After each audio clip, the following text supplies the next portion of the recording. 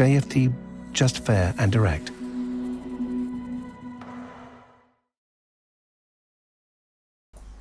Okay, hello and welcome everyone. Welcome to JFD Traders Tea Time with me, Darius and Anucauskas. Today is the 28th of February 2020. So yeah, welcome everyone. Welcome to this last trading day. Of course, well, it has already commenced, but still we have the US session to go through, but the last trading day for February. So yep, and the last Traders Tea Time for February as well. Now then, as always, we'll have a look at a few charts, a few instruments, a few interesting maybe setups, but before we do that, let's quickly have a read through our risk disclaimer. So the content we produce does not constitute investment advice or investment recommendation, should not be considered as such, and does not in any way constitute an invitation to acquire any financial instrument or product. As always, a few seconds for you to read the rest and we can continue.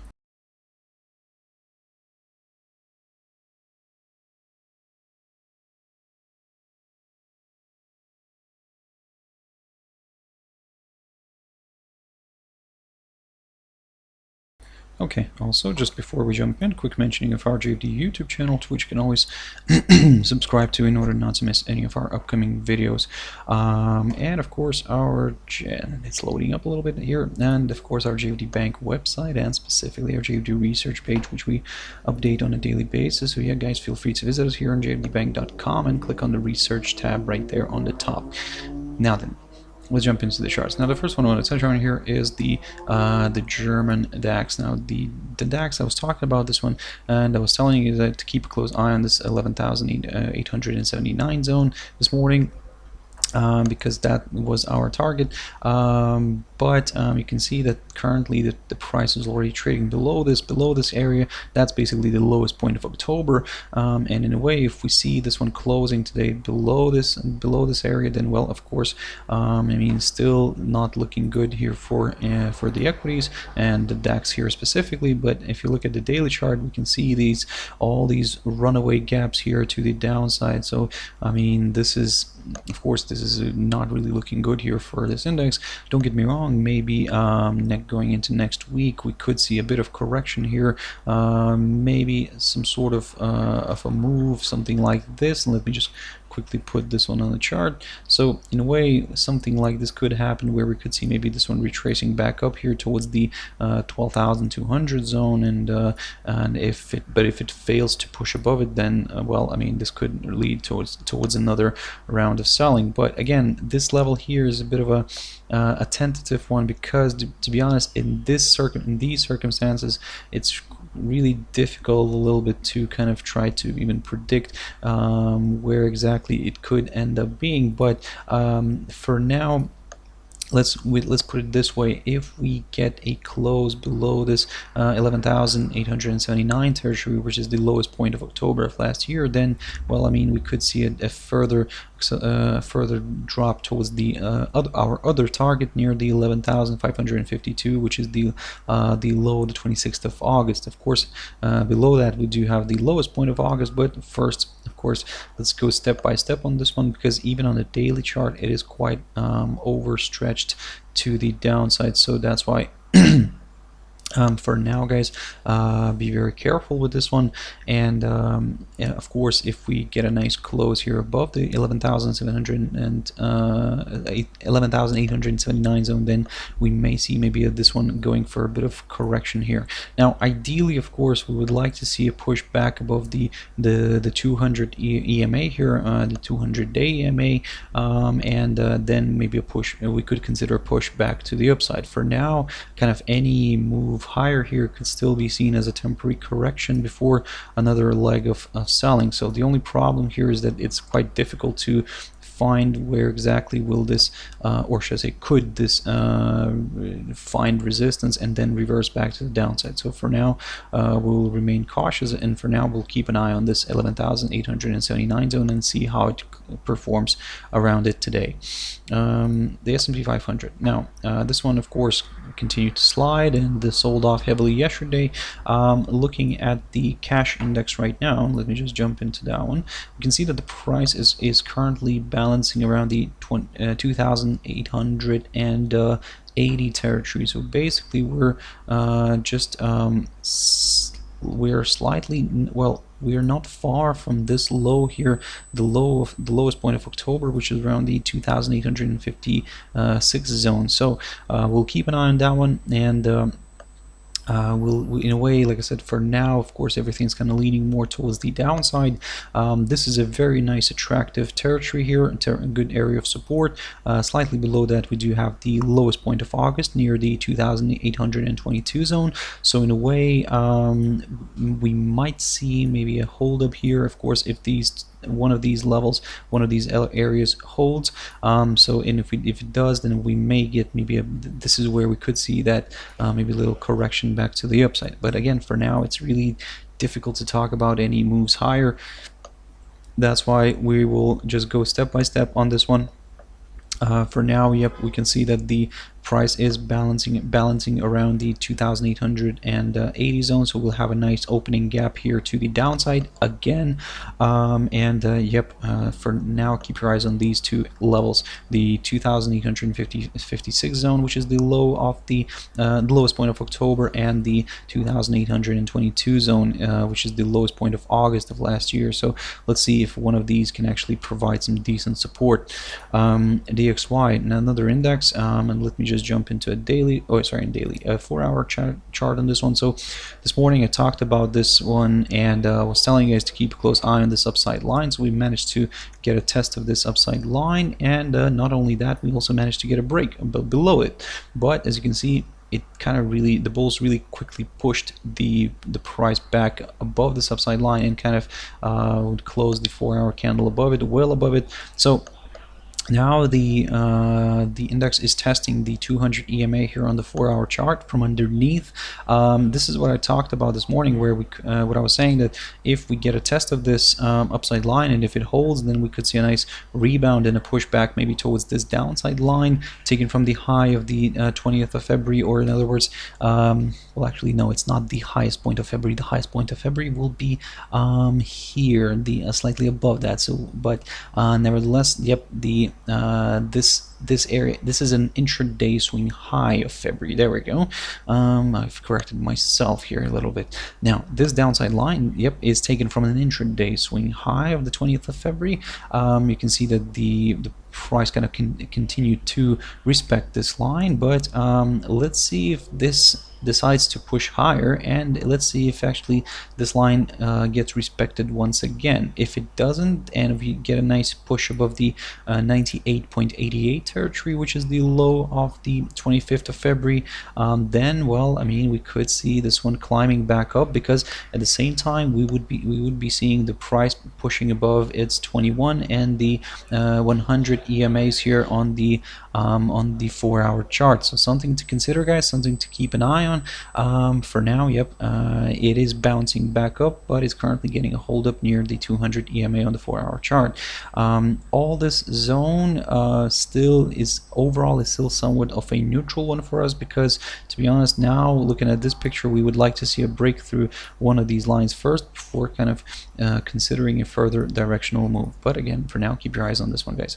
We did get our rebound. Now we can probably sit back on this one a little bit, and just continue observing it and see which one of the lines will get broken. And ideally, we would like to see a close at least of a 4-hour candle, either above this downside line or below this upside support line. So keep your eyes on that one. Gold. Now, I've talked about this one this morning, and what I was saying, that we needed to see a nice good drop below the 1624 zone before considering further declines. We did get a drop, but we didn't get a close, at least of a 4-hour candle. So now we will continue observing this level, the 1624 territory. If we do get eventually a nice good 4-hour candle close, then yep, in a way this increases the chances of a retest of this 1612 zone, which is the highest point of January. Now it could play the role of support. Also around here we do have the 100 EMA here on the 4-hour chart. So it could be quite interesting to see if this area can hold the price from moving lower. But if it cannot, then still this the last resort for the bulls to step in could be around this upside support line taken from the low of the 12th of December. So again, guys, for now it is drifting a little bit lower, but it's very slow on this one, let's say on its path lower, with the upside. To be honest, for us now to get excited about slightly higher levels, a push above this barrier here, the 1660, would be required, and then of course we will aim for these the highest point of this week near the 1689, and a break of which would confirm a forthcoming higher high, and higher levels could be then targeted. But for now, from the very short-term perspective, keep your eyes on this 1624. If we get a nice 4-hour candle close below this, then we'll aim for the 1612, and maybe even going further down towards this upside support line. Ripple. Ripple, I've talked about Ripple a while ago, and basically what I was saying, that if we get a break below this this area here, the 0.2611, then yes, this could open the path towards lower levels. And as you can see, this is what happened. We got a nice good drop here, and it continued to drift lower. It almost managed to reach this other upside support line, a bit of a tentative one, but nevertheless an upside support line taken from the low of the 18th of December. Now, or in other words, that's the lowest point of December. And of course, we'll keep an eye on this one. We'll keep an eye on this upside line.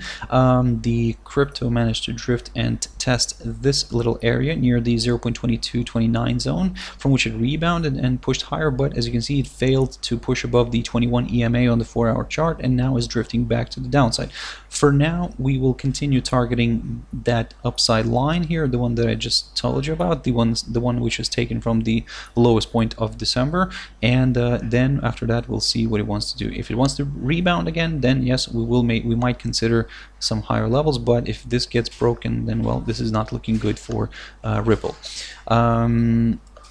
Jumping into a few pairs now very quickly. USDCAD. Now, I looked at this one this morning, and basically I was telling you guys to keep a close eye on this 1.3423 territory. As you can see, it still is on the en route to that area. And just to show you what that level was, that's basically the